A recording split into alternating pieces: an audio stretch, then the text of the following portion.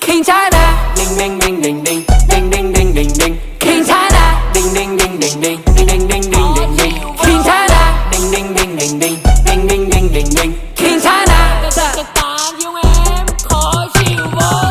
Vẫn đang va sát đến tối đi về làm nhạc thì đó chỉ là anh. Vẫn đang chất rap nghệ An chất pha miền Trung anh răng rái. Đó là tại vì sao anh vẫn hàng say với cái đôi găng tay. Phải chứng minh cho họ thấy là cái thằng đi lên từ một bàn tay vẫn có thể làm được không phải ăn mày.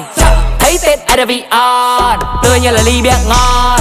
Bố mẹ anh vui hơn, nhất là con ơi cố nhiên đi con.